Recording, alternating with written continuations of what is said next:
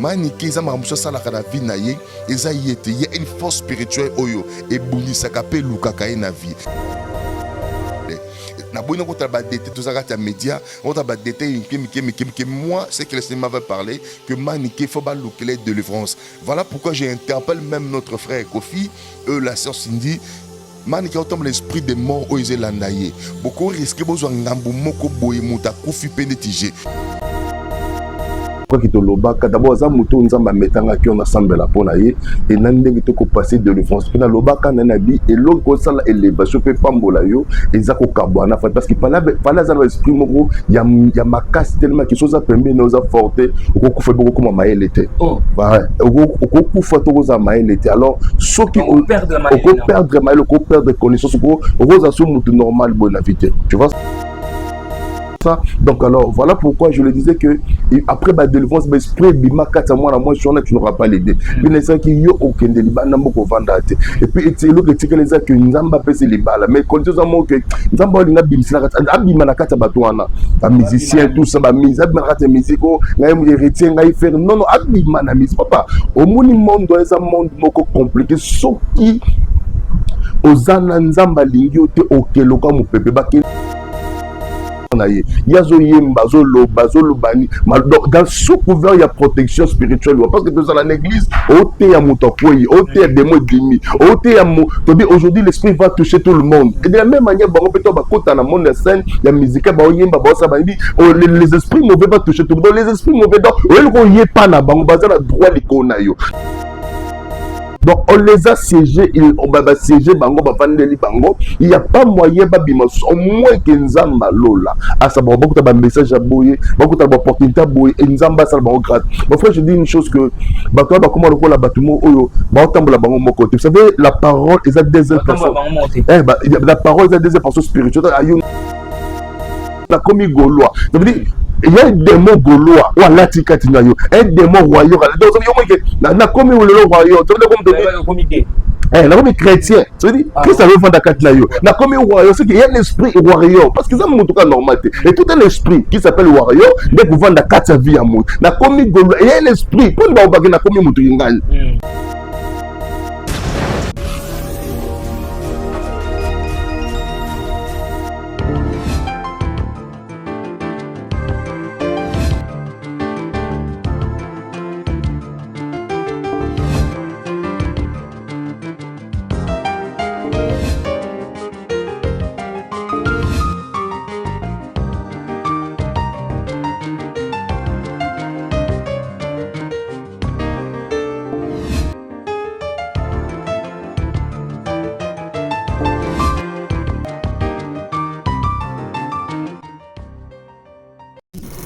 Shalom, shalom, chers amis fidèles, bonjour, bonsoir, ça dépend de l'heure à laquelle vous nous suivez. Au travers de cette émission, réalité de l'église présentée par Bokulaka, de la presse Insomnie, Intelligence Royale. Merci beaucoup.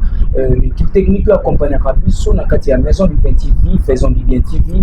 Un grand merci, je reste mon roi Alain Takala, et notre papa, le révérend pasteur Richard Mangando, la privilège, opportunité à Pessa Rabisso, tout ça, la Moussala Nzambe.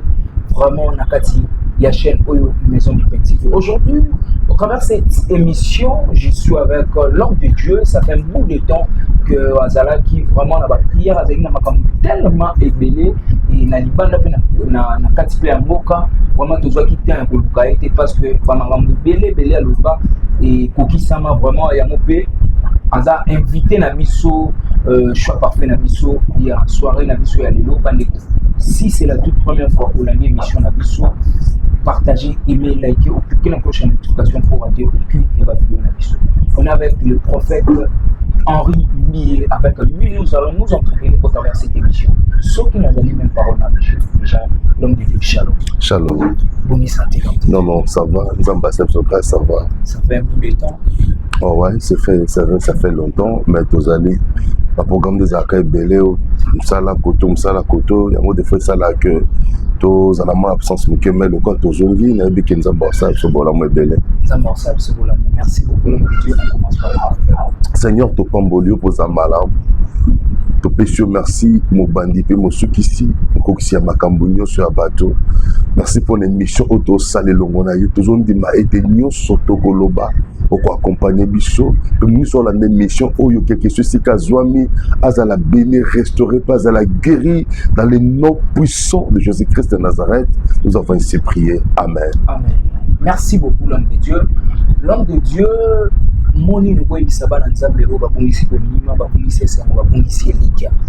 Mon gentil. Merci beaucoup vraiment nzamba pambola bana nzambe belelo kana rappelle bana nzambe ke mutu échoua comme nzambe échoua kate muta perdra comme nzambe perdra kate obiton Lazare akufi mabele bandi kolela Marthe leli mareleli entourage balele mais babosana ke lola elela kite mabele lela kamelo lela kate mabele kolela pour ezana limite ezana suka mais lola lela kate parce que lola ezana limite parce que nzamba pimeleki mutu ali ambuma yasi ya umela seko parce que nzamba ba secret na vous avez dit mabele ndelela po monaka o esuki et mona o esalema na miso batu mais l'eau de la parce que l'eau là et mon aga au-delà on dit Moïse comme de bossa mais rouge taban Israël babandi koler la makas parce que ba yeba qui te même mokelia mokilebe que non na kata maya sala tanga sala ka mokila kata maya sala ka nzela ezana bande zele bazolela ba yebite oninzamba chez les boston voilà pourquoi Blobi ne pensez pas aux événements passés ne considérez pas ce qui est ancien voilà je ferai une chose nouvelle sur le point d'arriver de si comme on nzamba moko comme ba kizana eloko monzamba sala sika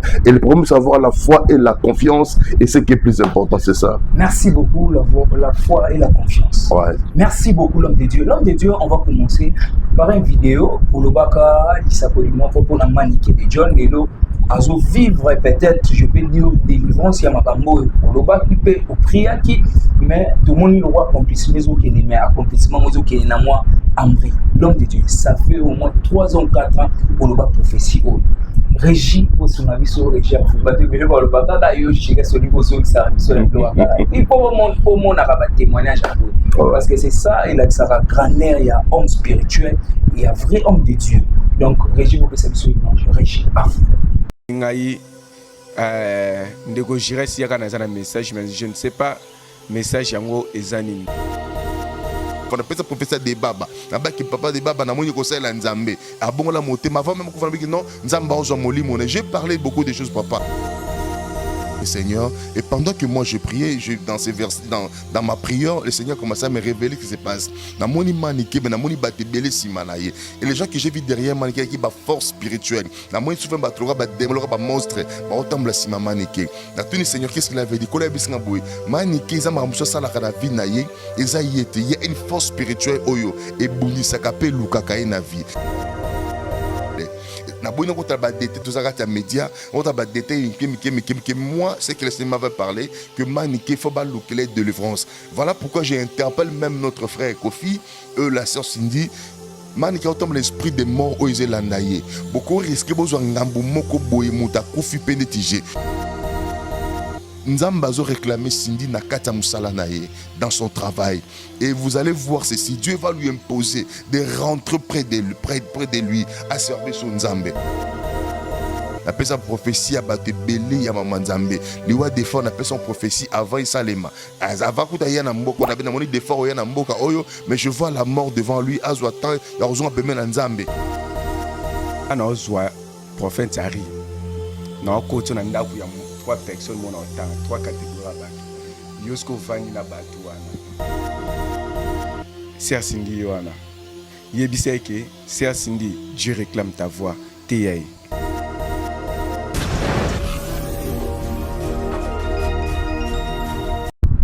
Merci beaucoup Régie, merci l'homme de Dieu pour le bail makambo depuis kala batu baloba na bangayo loba depuis kala tant madai toxique mais les lots moni changement la vie l'homme de Dieu na profession lobaka na makambo eso s'est passé entre maniké de John na fali ipupa par exemple makambo to solaka pina lobaka yango je crois que bati foba yebelo mo que nzamba ko sate so muto yoka o molimo nzambe eyebisa ye muto na ko shwe na vite je crois que to lobaka d'abord za muto nzamba metanga ki on assemble pona ye et nandenge to ko passer de l'enfance pina lobaka na nabi et l'autre ko sala élévation pe pambola yo eza ko kabwana parce que pala za l'esprit moko ya makasi tellement que chose a pembe na oza forte ko kufa beaucoup comme maelete oh ouais ko kufa to oza maelete alors ce qui on perd perdre mal, perdre connaissance, normal, bon la vie.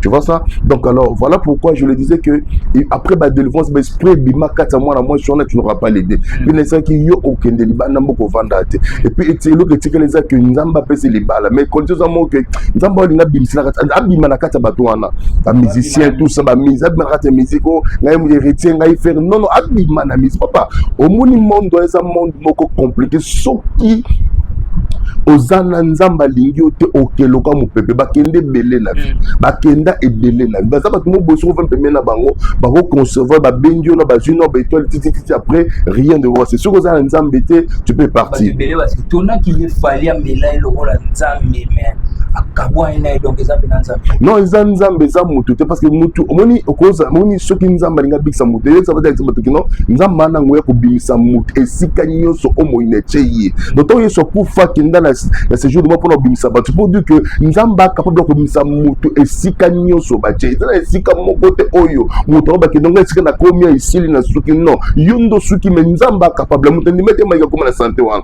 parce que zaki mutu kufa le lobi musika mais quand je l'avais parlé na ye qui se dit que non il faut m'embaucher esprit zaki esprit papa ba drogue le on a équipe esprit alors fallait que nzamba ya bi qui ça pour atika pas comme nenga comme wana eza nzamba ya mutu te est-ce que batuana je peux dire monsieur mon même bazana esprit oyo impactaka ba vie ba spirituellement ça va quel genre d'esprit d'abord il faut de l'eau moko eza ba esprit moko dominatrice d'abord un musicien a esprit bengi domination alors ça la mabedo alors biso loko moko yo po ndinyango sali yango eza mabe donc se sacrifier bouton se pesa bouton eza ba pesa ko bouton na bango muso pesa mabala na bango to monde na mission mais abala ka te po ko bala te mo muto la muto akobunda pe po na muto donc ba tia envoûtement mo akobunda pe po na musicien mais en retour à le locomotive comme bénéfice obunde le yaya te mama te ndeko note obunde le leni eza l'esprit à domination et l'esprit à manipulation dit des moments où soit kotika na muto okomona mabelo ka za na kate l'église on va passer esprit à domination passer mo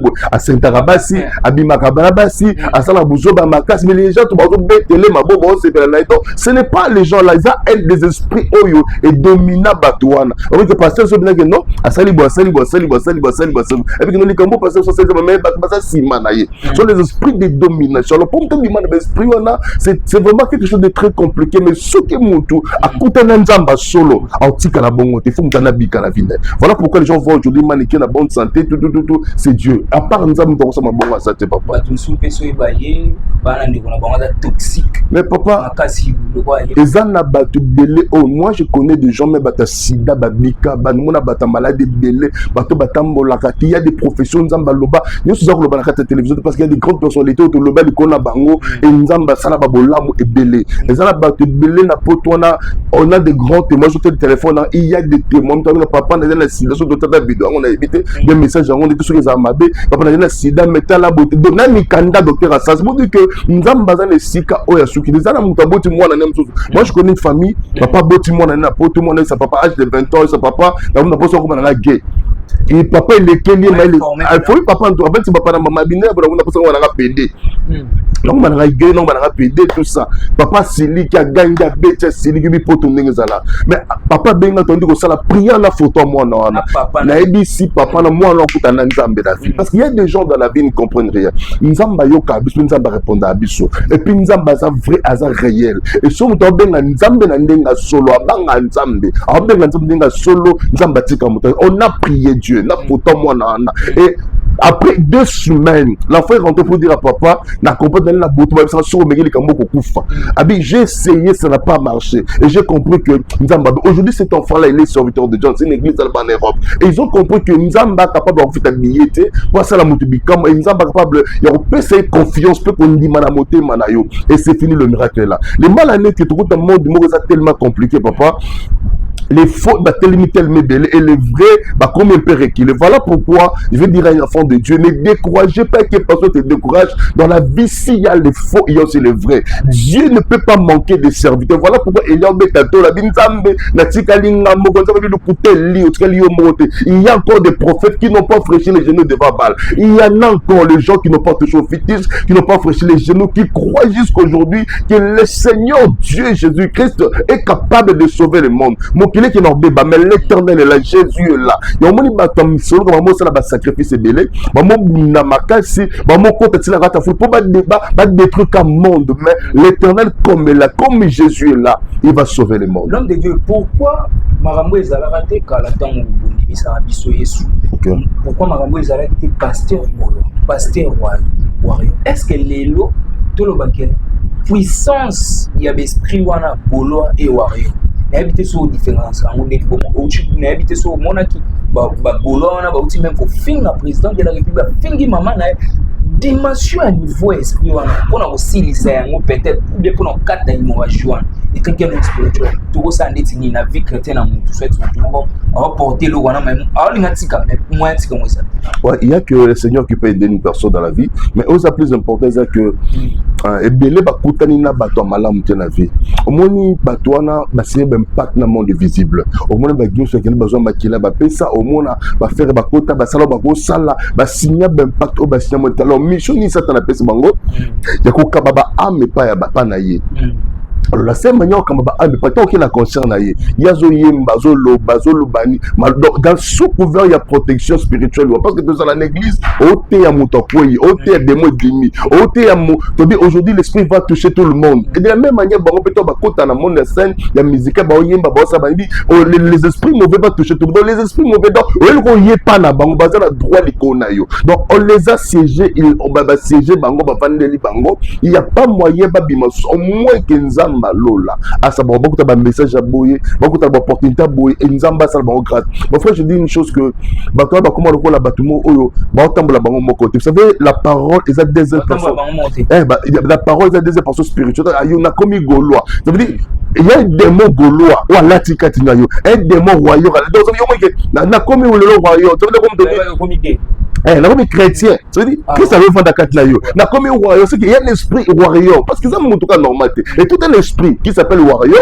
dès que vendre la vie à moi na comme golo il y a un esprit pour ba na comme mutu ngani ça veut dire au comme appartenance à mutu ngalo d'aquel l'autre bi le comme appartenance à mutu te bakabla Lions Club Rose Croix bodo as appartenant ya kingani donc na comme warrior ça veut dire un esprit l'esprit la warrior est habité katna ça veut dire on de bazalo quoi ba secte voilà esprit ba secte ça veut dire ce sont des démons en personne des démons en personne qui marchent des démons qui s'appellent warrior parce qu'il y a qui dans le monde ténèbres abi c'est bon pour répondre aux sections na biso comment la population comment na korenyo kwa bible oza na batu pe simana yo banda lo kombo te so mtateka kombo na biso abi kinga na komi na logo c'est dire abi de l'esprit les démons le warrior ye côté katnaï donc autant la yembo tout ce qu'il agit et ça il est pas mon normal comme ça comme papa la lettre mais lettre logo na kongo ndinga ça pas si boy mutavane ka boke na sabi na kina warrior na kina gaulois en ça on point si c'est pas un esprit ou côté katamu elle belo quoi donc ce n'est pas eux ce sont les esprits ils manipulent bango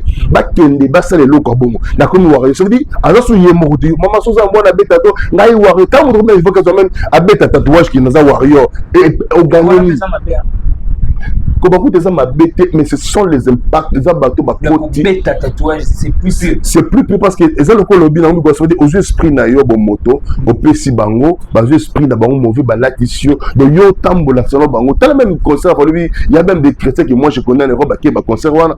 Ils sont oubliés que non, ba ke benda ba esprit pour ba vanda na ngo. Et combien ba benginga auto sambeli na bango, ba esprit ma libre ba bébé kat na bango à cause ka ba concert ba kene wana.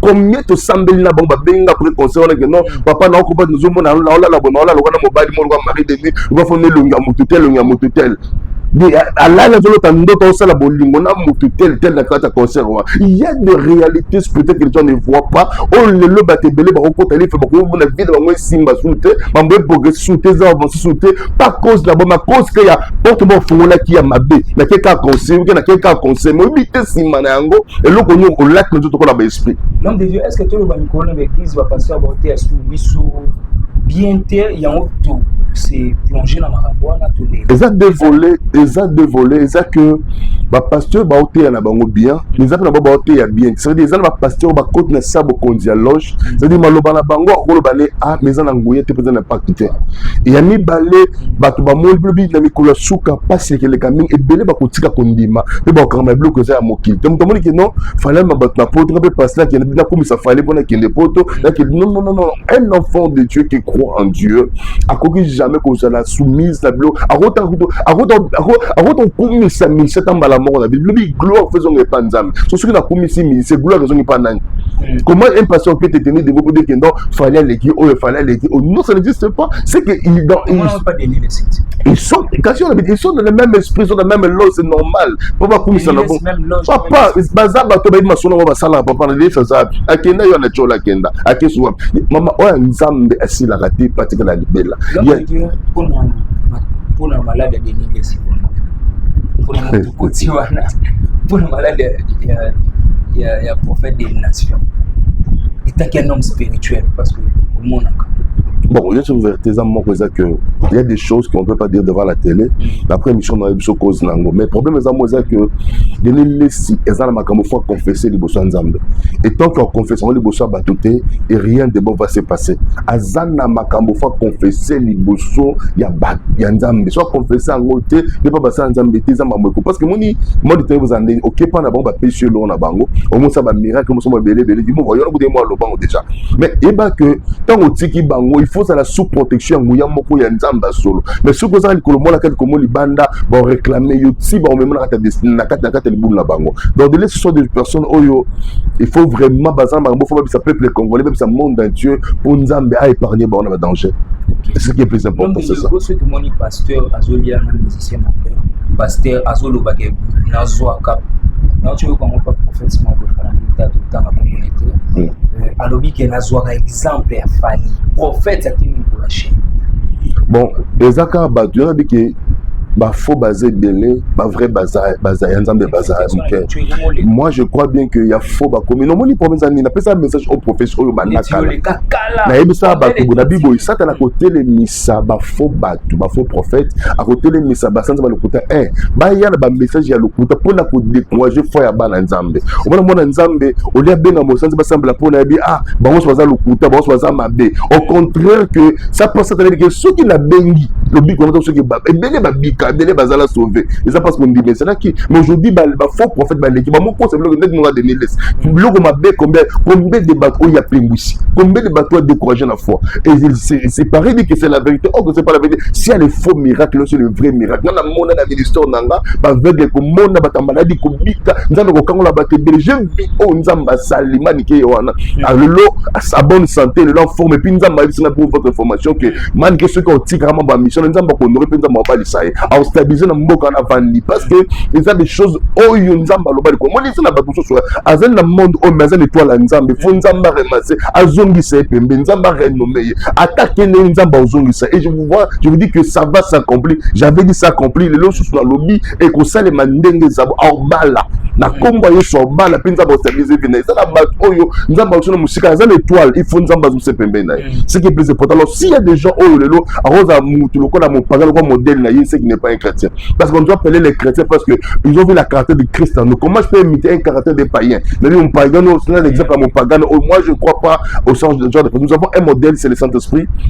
Un modèle c'est Jésus, je vais être comme Jésus, je vais prêcher comme Jésus, je vais prier comme Jésus, marcher comme Jésus. Voilà ce qui est plus important. Moi mon modèle c'est Jésus. Apôtre Paul a dit soyez mes imitateurs comme moi je le suis de Christ. Donc je n'ai pas besoin de l'esprit na yetinda kasala makambo bongana za imitateur. Bon souvent bon ça moli mon mabele tineka sala kamwana. Pourquoi je vais imiter? Non, c'est faux. Il y a des gens qui ont apprécié le prophète. Apôtre Paul a dit que non, c'est un prophète de Dieu tout mais c'était pas l'esprit de Dieu qui parlait, mais c'était l'esprit de Python. Un païen qui parle la vérité, c'est pas, je dois pas croire à cela, je dois croire à ce que l'Éternel m'a dit. Pourquoi? Parce que si ma vérité n'est pas je dois pas croire à cela. Et je dois pas croire à cela. Parce que le diable c'est un accusateur. Voilà ce qui est plus important pour parler. De Dieu, tout qui est malin bête. OK. Le message qui est important c'est un père spirituel.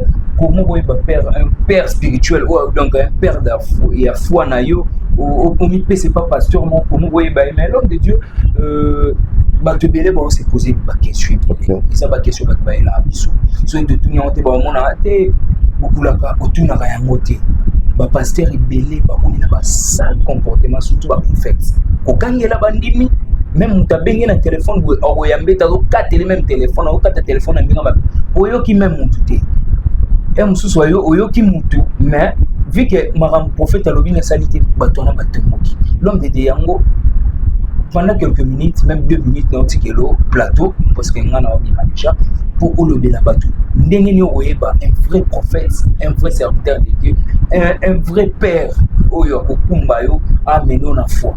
Merci beaucoup. Nzamba Pambola, Bana Nzambe Bele, Bizolanda Biso, et là, Bizona Batizaka que il faut retenir le Romoko. Il y a beaucoup des appelés, mais il y a peu de lits. Et ça, les belés à Bananzambe, belé bazo choué pourquoi? Parce que Bazangi bat, oui, c'est vrai, cela est vrai. Et ça, les belé à Bananzambe, parce que Bazangi bat, oh, bako lo bela bango, bako intervenir pour la bango. Il y aura absolument comme moko. Et ça, les deux volets qui doivent retenir. Première volet, c'est que Job a échoué parce que dans le monde spirituel, avant qu'il monte le belaye. Ça veut dire que ça, tu matin à réunion dans Nzambe, sur le babi. Job a besoin parce que au PSAE parce que c'est la question au bout de besoin. Ça veut dire il manquait une personne qui devait intervenir pour une habitude. Au cause un PRT. Moi ici que vous voyez, si j'ai réussi, parce que j'avais un père spirituel, que je salue en passant, un père qui m'a aidé, qui m'a aidé. J'étais dans certaines choses que je ne savais pas comment faire. Mais ça veut dire mon enfant a un père qui peut t'orienter, qui peut t'aider dans la vie. Et vous allez voir que le même diable, tel à papier, et lui dit, il a aussi d'écrire faire comme le faux. Jésus a dit à Pierre, le diable était réclamé pour t'écrire comme le faux. Mais moi j'ai intercédé. Il y a des volets. Job avait manqué une personne, mais Pierre a eu une personne. Ça veut dire il faut en aller sur la mokoboy oyo assemble la pona oyo et bien les échouer. Pourquoi? Parce qu'ils n'ont pas des gens qui peuvent l'orienter dans la vie, qui peuvent lui montrer les chemins, qui peuvent lui dire que non, voilà. Blobi, invoque-moi, je te répondrai et je t'annoncerai des choses cachées. Et ça, vous savez que dans la sambe là, écoutez-moi, qu'on semble les âmes mais qu'on semble avec révélation, et ça plus haut bitumba oh yebi. Et quand vous me bitumba oh yebi, au quoi échouer la vie. Voilà pourquoi beaucoup de choses, on a malade de bella, na sambe là pour la maladie de silate, prophète na sambe là pour. Écoutez-moi, bien le Seigneur, tu n'es pas obligé, même dans le noté, à aux obligés à ceux qui m'ont dit, gloire à Dieu, tu peux appeler, on peut t'aider dans la prière, on peut t'orienter, on peut te montrer ce qui est caché, parce que ce sont des prophètes, on est là pour montrer la vie, ce qui est caché, et pour orienter les gens. Comme il y a une papa qui m'a appelé, papa Anna, à Canada, papa Henri, en tout cas, je suis béni avec la prédication, mes problèmes, ils ont moko, na coûté ma prophète est délai, et ça a fait salangabo, après au bengue, vraiment, ça fait mal. Je vais dire aux enfants de Dieu, n'appelez personne, c'est l'esprit de Dieu, ne te convainc jamais d'appeler, parce qu'il y a tellement de fautes dans le moment où nous sommes en train de passer, à tel point que, comme vous voyez ce finissama, il y a de vrai dans la vie où tu peux, si l'esprit te convainc d'appeler, appeler, prier, et puis, ça va signer au consultant, impoli de deux. Vie de prière, tu dois voir quelqu'un dans la vie qui peut te dans la prière. Et non, répondre à ça, répondre à mon journaliste pour dire que non, et ça, la bassin de délai, oyo, bon, bengue, bon, semble la tête de papa, je vous dis la vie, souvent, mon salan, mais moi, bongo, que ayambio, taboko, yambo, c'est que l'hyper étoile na yo, et que simbite, nzambe na ye, abundé, la to, sa bitumba na ye, quoi, bitumba, non, azana, ba démon, oh, nzambe, lingite, et matapa na yo, si t'as bois qui se luka, oh, nzamba, personne, nzela na yo, on fait couvrir un miracle, nzambe, peuple de Dieu, le moment est tellement très compliqué, très dur, l'éternel a fait des choses impossibles, mais et ça, la vie qui m'a simba, toute la vie non, les choses ne marchera pas. Mais moi, je dis ce matin que Nzamba capable, il y a autant de ça peut faire reçu ma caméra. Le problème, c'est que personne Nzamba couvre. Mais belé ton loba na Salema. Et belé ton sacola Nzamba, ça va. Ça là, on te passe que, il fallait que ça là, on ne sait pas ce que c'est qui m'a, oh yeah, c'est qui biso, ton loba. Moi, voilà pourquoi j'aime parler ce que l'esprit me dit de parler. Et j'aime faire ce que l'esprit me dit de faire. Il y a ça, papa m'a dit, personne n'est en assemblée. Nzamba, il s'en est dans ça là, ça veut dire quoi? Sans avoir l'inspiration. Je dois prier pour quelqu'un avec l'inspiration. Voilà pourquoi au ministère il y a des gros témoignages. Témoigner pourquoi? Parce que nous avons le modèle le privilège et ton dit ça m'a été même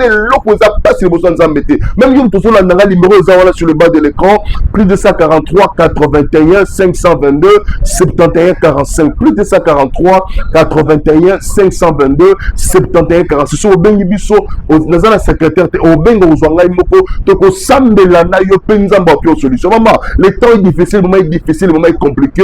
Jusqu'à aujourd'hui, Dieu est capable de sauver. Je relève ces défis. Yo mutu oh peut-être ba fond na ba problème belé yeba que nzambe azape capable de rubik sa yo. Voilà, je peux répondre en un mot. Que Dieu bénisse tout le monde qui est en train de nous suivre. Gardez la foi. Mettez Dieu en épreuve. Que les choses que tu vois répéter dans votre vie, elles ont aussi la peine à vie. Nous tous, on avait des problèmes dans la vie. J'étais une personne, oh, moi, c'était pourquoi? Parce que j'étais bloqué, freiné. Si Dieu n'était pas béni, écoutez-moi, mais tu as besoin de Dieu, tu as besoin de Jésus. Ne crois pas que la maladie que tu as là est sous toi. Non, ne crois pas qu'il est non, à propos qu'aujourd'hui, je remplacerai les années que sauteront le monde. C'est possible que nous avons remplacé ma mère qui est dans la vie de Zonga. C'est possible que nous avons Simbate et Simbanabi. C'est possible avec le Seigneur. Les Cambodges qui compliquent les solutions de la vie. L'objet au Sam de la maman Jeanne, na Kata France, c'est un papa, na comprendre que depuis on dit qu'on semble la langue dans les Cambodges, c'est maman Jeanne. Pendant que nous sommes parce que nous sommes au sein de Nzambe, na makambu na Kata Vina. Maman semble la Kala Nzambe nanga, tout prier na Nzambe. Mais à un moment donné, il y a des courage, me contre la montée, mais il pour la ligne. Nous sommes maman Jeanne, malgré semble la parole à consulter à Bambikoudi, à consulter à Baltioloka, à consulter à Bambikoudi. Maman, on mélange Nzambe, c'est parce que là, la panzabine Nzambe. Comment je prie pour quelqu'un, mais il ne trouve pas la réponse. Abida Nzambe, c'est voilà pourquoi vous semblez la révélation, c'est plus important. Et maman habitant à bois qui veut le coin, à deux combien de Congo, à Tambola, Timakole Vimba, mais tu sembles là. Parce que quand il a rejeté tout sambe là, nous avons télévision, papa, nous avons télévision. Je dis oui, nous avons fait télévision. Pourquoi? Parce que au train de la yémoko la maître, yémoko la source, yémoko la force na yo. Voilà pourquoi tu n'as pas le droit d'échouer, tu as le droit de réussir. Mais il y a des choses, on fait démarrer la vie na yo, mais le problème c'est encore. Tu dois donner confiance encore à Dieu. Tu vas redonner encore la confiance et la foi en Dieu. Tu dois encore redonner la confiance et la foi en Dieu afin que Nzambe assale au bon. Vraiment, Nzambe comme la bande Nzambe Blolanda Bisso. Ceux qui Nzambe pêche pour tout Landa Bisso. Numéro Zawana plus 243 81 522 71 46. So bengi Bisso. Au coup t'as Bisso ton sambe la peau nayo et n'a dit que Nzambe au la bande que belé au sala. Bon, image maman Nzambe au sala et vous allez voir comment Nzambe au sala grâce à Dieu va débélé. Alors Bisso des bélés, jusqu'aujourd'hui, Dieu travaille encore. Voilà, nous avons pas la bande de Bisso, à Paris, partout en Irlande, tout ça. Marie, nous avons pas la Bible News sur Bisso. Vraiment, que Dieu vous bénisse dans le nom de Jésus-Christ de Nazareth. Amen.